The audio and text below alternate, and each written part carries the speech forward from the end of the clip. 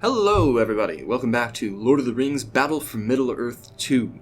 We are here for the second level of the Evil campaign, playing on hard difficulty, and we're going to be walking through this today. I'm going to go over just my general strategy for this level, and yeah, we're basically out of the tutorial phase. There's still going to be a little bit of teaching that it does for us. This is only the second level. But we're going to have a lot more freedom in this level than we did in the last one. And there's definitely going to be a lot more room to play with. You know, we're going to be able to lay out our fortress kind of the way that we want. We're going to be able to train a lot more troops, and we're going to start being able to use upgrades, which are going to really help our gameplay. So, yeah. We'll go ahead and get started today. This is a fun level. This is the Grey Havens. This is where the elves would go to flee to the Undying Lands. And right now, in the Evil campaign, we're playing as the Corsairs of Umbar, and we're going to try and stop them from leaving. So we're going to get a bit of an introduction to naval combat. So, as soon as it lets us, let's go ahead and get started. The first things first, we're going to capture these docks up here.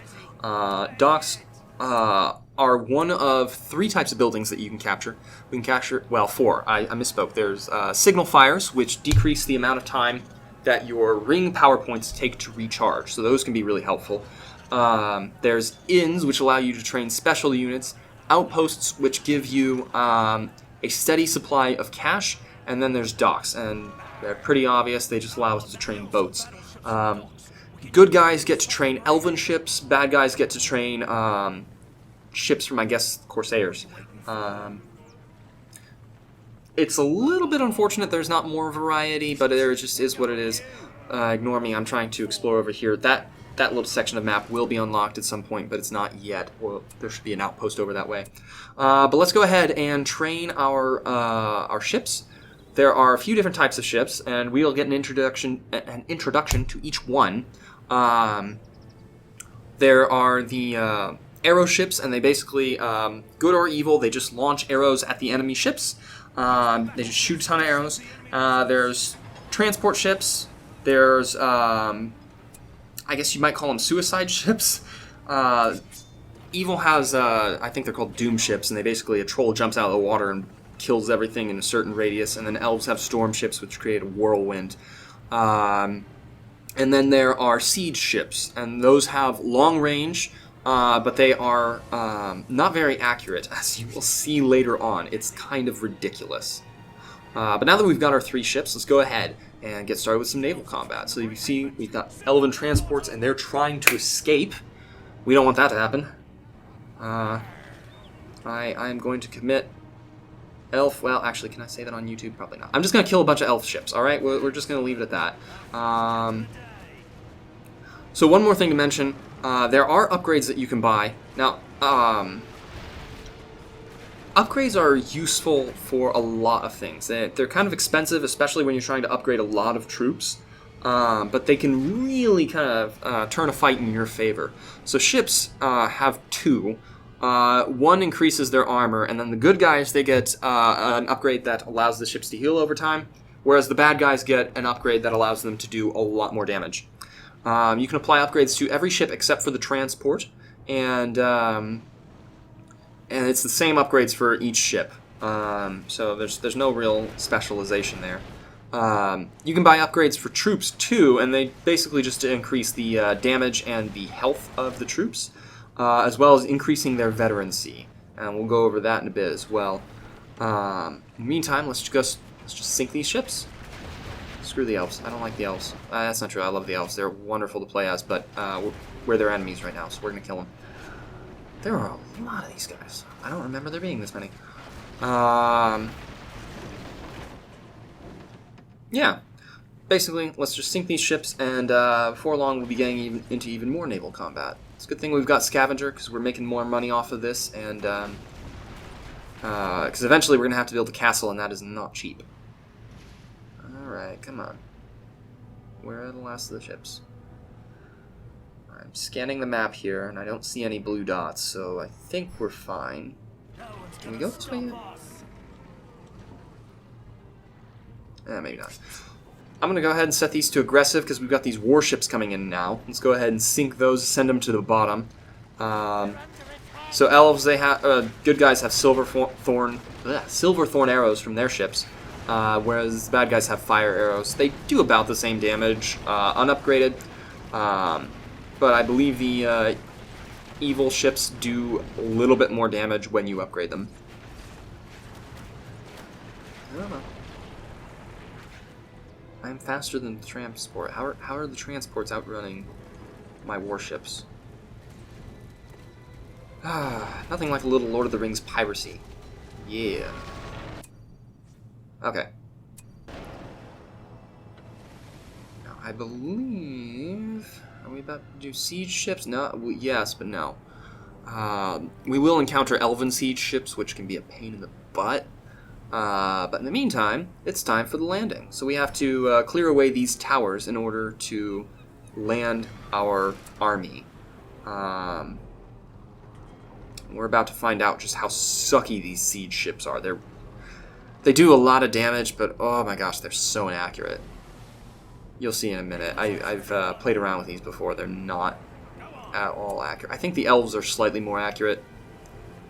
And I can go this way now. Sweet. All right. Well, while we're waiting for the siege ship to train, let's go ahead and scout out this way. Let's go ahead and debuff those guys, and we'll use our fire bombs. Fire bombs are like really overpowered because, heavy armor can increase your health, but it does nothing against fire. Literally, you can just burn away everything with these Corsairs. They're awesome. Alright, let's get those upgrades, and go ahead and attack one of these towers. I don't want to attack them with my warships because I don't think they do a lot of damage to buildings, and I don't need them sinking. We will still need our warships, so... Come on, take the outpost.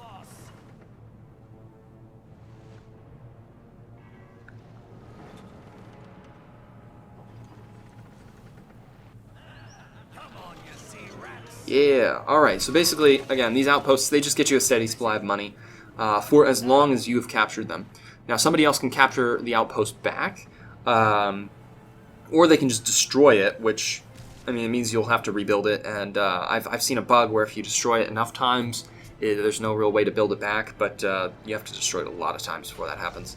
So basically, as long as you maintain control of a working building, you'll get money. Pretty straightforward. Let's bring these guys over here. I would like to have them in the army when we go to kill people. I'm gonna go ahead and get a second, because this ship is terribly inaccurate. Why? I told you to attack. Oh, good lord. This is not a Mickey Mouse operation at all. No, I am competent. I played this game before. I know what I'm doing, as everyone can tell. Come on. Thank you. Alright, let's get this last one, and then we can land our army.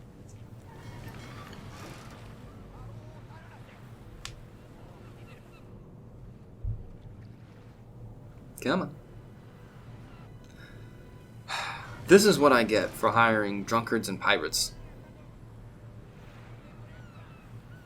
Where's Jack when you need him?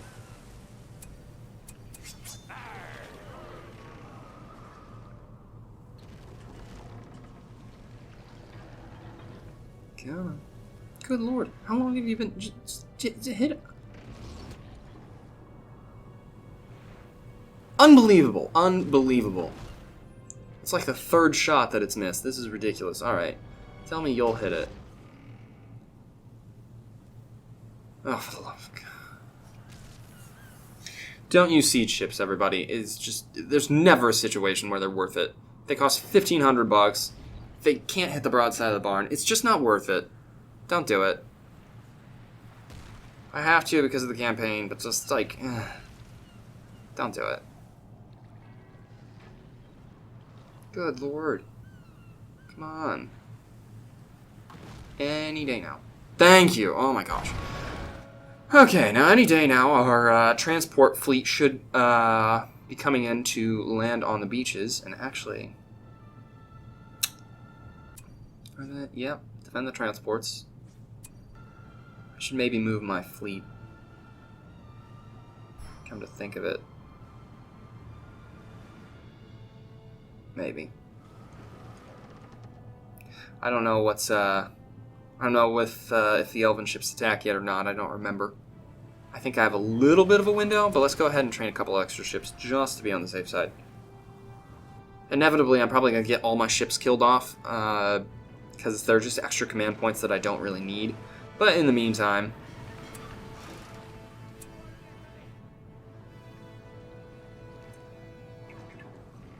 If you ever decide to play this game, I highly recommend the Grey Havens as a match, like for a skirmish, especially if you're up against like a brutal army or a hard army, because there's one spot on the map where you can really just kind of choke point them, and it helps a lot.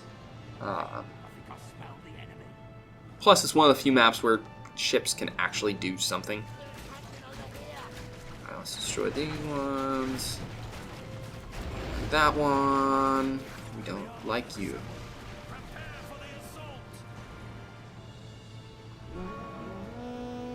Elves, go home! That was a wonderful scene, wasn't it? What a wonderful show Rings of Power is. No, it's not. We all hate it. It's terrible. It's so boring. Nothing happens in that show. That's the biggest problem with it. Nothing happens. Alright, let's put out the firebombs, because again, these are like insane.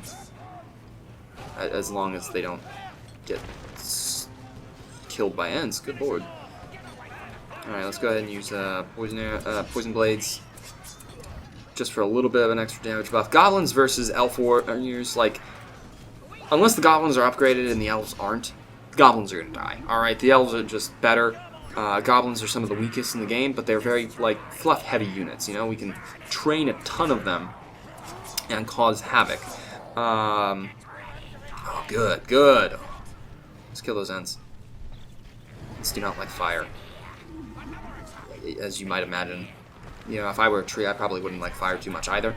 No, but anyway, goblins are just, like, really weak, but they're cheap, which is their advantage, so you can get a lot of them really quickly. Let's go ahead and get that.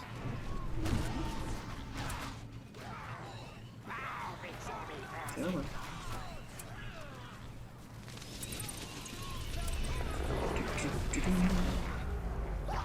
Let's kill off these elves, and let's get a landing party. So most of my army is gone, because elves are just, they're inherently stronger, and I don't have upgrades. And that'll probably happen when you land on the shore. Just make sure, like, not all of your army dies, and you'll be alright. Because we'll be able to build up a fortress and start creating more here soon. Just got this one last guy and another battalion, and we should be good. And I can take my fleet and get it killed off now, actually. There's probably a ton of ships over here because it's the Grey Havens. It'd be like trying to... it's like the elf version of, like, the Chesapeake Bay or something, you know? Like, you're not putting an invading fleet in there without a ton of resistance. But I want to get them killed off anyway, so it doesn't really matter. Let's get this fortress up. Let's get things going. All right. Oh, that's more than I thought. That's a lot. What are these guys doing? Are they doing anything? Tell me you're doing something. Get the siege ship.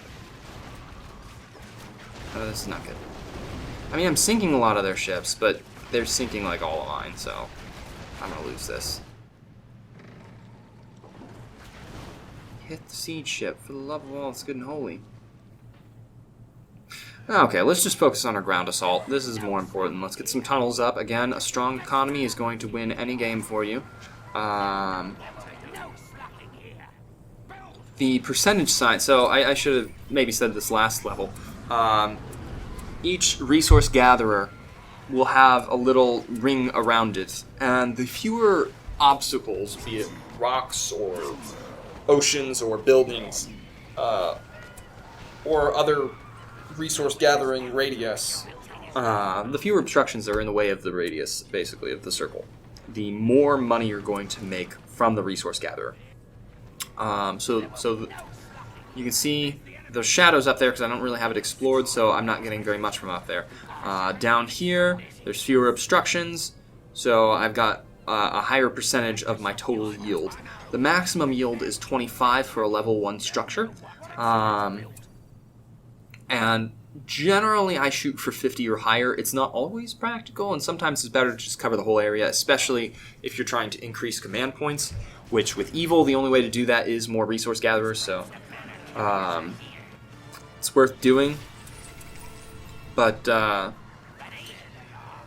generally I shoot for 50% or higher. That will give you a decent economy, and you want to just get as many of those as you can defend. Now, explore it up here, I'll put one up there. I want to go ahead and bring my Corsairs over, and then I'll get the transport. Well, actually, I'll bring the Corsairs over, I'll move a builder back, and then I'll get the transport killed off. We've got tunnel networks, but it only works if I've got a tunnel on the other island. So like there, those are like lower percentages, it's like 28% or so, but it's like, it's not hurting me to have them down there per se, and it'll get me a little bit extra income, and any extra income I can get would be very helpful. Alright, so I'm going to go ahead and get these guys upgrades. There's 3 main upgrades, well, I should say 4. There's 4 main upgrades. 1 to increase your damage, 1 to increase your armor, and 1 to increase your veterancy. Now, the damage one, you can either get Forge Blades or Flaming Arrows, depending upon the type of troop. Some troops you can get both. So, for example, the Rohirrim, if you play as men, you can get Rohirrim, and they can switch back and forth between spears and bows, and so they can use both Forge Blades and Flaming Arrows. But most people, you get one or the other. And then Heavy Armor increases damage, and I think it's like not damage, health. I think it's like Heavy Armor is like 50% extra health, and Forge Blades is like 50% more damage. And same thing for Flaming Arrows, but you can also light things on fire, including forests if you use a volley. And the banners are, I don't want to say they're the least useful. I do tend to prioritize them last, but they're still very helpful. So banners do 2 things. Number 1, well, I guess technically they do 3 depending on the version you play. Number 1, they give you an extra level. And the higher the level you are, the better you are at killing things, and the more health you have. Ooh, let's get him out of there. Okay, yeah, we just need to destroy 3 fortresses. Okay. So that's one advantage. You always want to have a higher level than a lower level, if you can manage. Sometimes it takes time, but, you know, if you can manage it, it's better to have a higher level. 2, once you're at level 2, your battalion will start to regenerate. If a guy dies, slowly over time, he'll get that, you will re-recruit that guy without having to pay for it or anything. You just have to wait. Ooh. And then the final important thing about it is that you get fear resistance at level 2. Now, some versions of the game you only get fear resistance at like level 3 or higher, just because, well, that might be Balfamiller 1, but the idea was it basically makes any fear you might have basically useless after level 2, which I get. But generally speaking, once you get banners, your troops are going to be immune from like a Nazgul Shriek that will send them running. And that's really helpful, because there are a lot of things that can cause fear in this game, and you don't want them like running and fleeing when you're trying to mount an attack. Let's go ahead and get that tunnel back up. So, upgrades definitely help. They can turn the battle in your favor. It's not like your troops are immortal, but definitely an upgraded army versus an unupgraded army is going to be much better. Why are you not going in the transport? Get in the boat. I know the pirates are smelly and stinky and whatnot, but you're not much better. You are a goblin builder. About as disgusting as they come. You're almost as disgusting as my brother. Good lord. Alright, well, let's go ahead and build a cave. So, you remember from last level, caves allow us to build our infantry. And with goblins, well, I mean in general, but also with goblins in particular, I like to have multiple infantry production buildings. There's 2 reasons. One, in a skirmish, when your last troop-producing building is destroyed, you lose. And then 2, you're just able to train troops faster, and since goblins are so cheap, it helps to have like 4 or 5 caves. You can train like you know, if you're training 5 battalions at a time, before you know it, you've got like a whole swarm of goblins, and they're weak, but they can still overrun people. A goblin spam is a very effective strategy. I've taken down many hard armies with that. Well, not like computer hard armies, but like other players. It's kind of a way to just put bodies in the way, and so the best thing for it is just build a lot of caves. I'm going to do that, and I'm going to also build some fortresses. So fortresses, especially when you can get siege weapons on them, they're great for just kind of like holding one position. They're really expensive. They cost like 5,000 to build, but I've got, well, I had 13,000, so I could afford it. Kill the Ents. Please kill the Ents. I do not like Ents. Ents are terrible. Ents were way worse in Battle for Middle-earth 1, but they're still not fun. Let's go ahead and debuff these guys. Let's just see how far I go. I'm expecting to have to train another army, which is why I built the one cave, and I'll probably build another. But you know, maybe I tear through the first. Maybe I tear through them with the first army. You never know.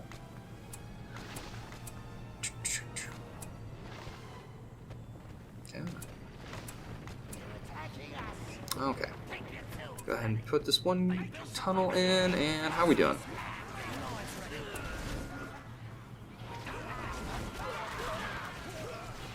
So a lot of this game is just having a lot of troops in one area. I've seen players who will kind of split their armies, and they'll have like, you know, a few troops here and a few troops there, and it's great if you're wanting to like cause chaos in a bunch of places. But if you know, you get any large army or even just a couple of defensive structures, and you can take out a couple of battalions, no problem. So I like to have a large force, and I just like to kind of cluster them in one area and overwhelm people. Certainly there's other tactics you can use, but especially when you're playing somebody like goblins, it's just really effective to have a lot of people in one area and just kill everything in your path. Okay, that's I believe that's one fortress down. There should be 3 elven fortresses. So one is off to our right, and we'll get there in a minute. And then one is kind of down in the Bay of the Great Havens. And it's a little bit more defended than the others.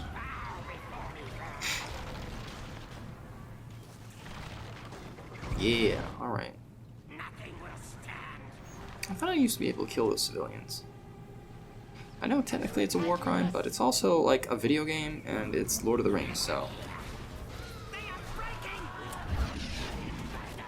Yeah. Man, that is a weak fortress. I think it's supposed to be weak for this level. In a skirmish, your fortress will not fall that quickly.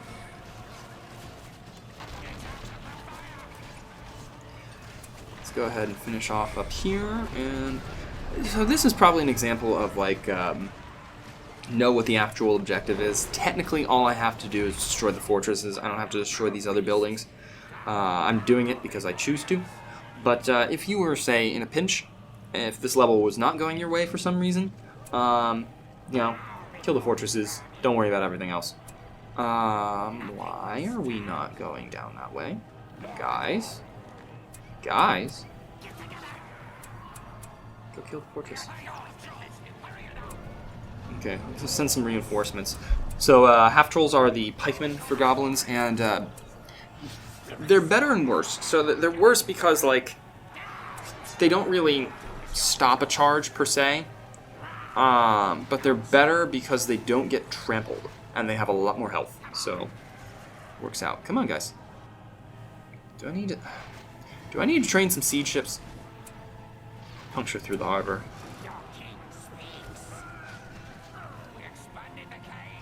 I wonder...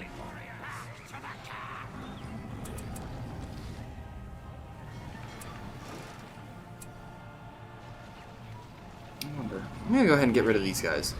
I'll train a couple of siege ships to try and take down the castle, and to take down the fortress, but I also wonder if these mountain giants are in range. They have a long range, but sometimes elevation and different obstructions in the way can kind of reduce the range. So let's see if this works, because clearly my guys are not walking down the straight path to the harbor of the Grey Havens. Alright, I'm going to go ahead and train a couple of Doom ships. Holy crow, those are expensive. If you ever train something and want to untrain it, so you left click to select and train something, you can right click to untrain it. And then if you hit shift and left click, you'll train 5. If you hit shift and right click, you will untrain 5. Just a little tidbit for you, a little helpful. I'm trying to train a fast army. Man, this takes a while. Hindsight being what it is, maybe I shouldn't have bought the is that the War Change or the Tainted Land? The reason I say that is next level I might need 10 power points for something.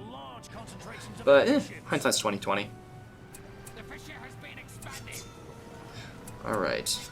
Exactly need these. I'm just gonna attack move them. And in theory, they should just blow up whatever is in their way. I'm not going to watch because they might just die, and I'm more focused on getting my giants over there. But in theory,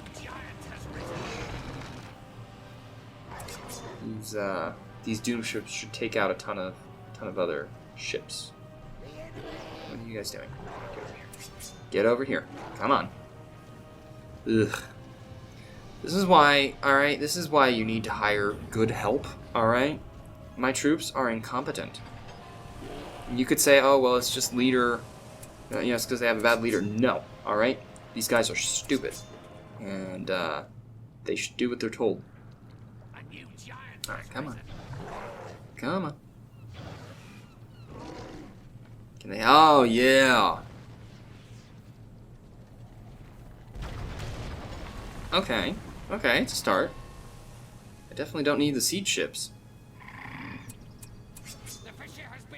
Oh, nice. Come on. This fortress has a little bit more health to it. Where did you come from? Destroy that, and okay, we destroyed the fortress, so there we go. Alright, so this one, Grey Haven's not that hard.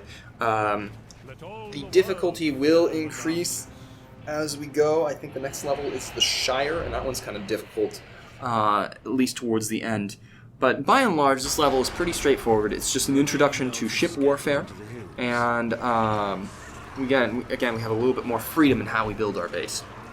So, thanks for joining, guys. Hit the like and subscribe, and leave a comment, and join me next time for the Scouring of the Shire.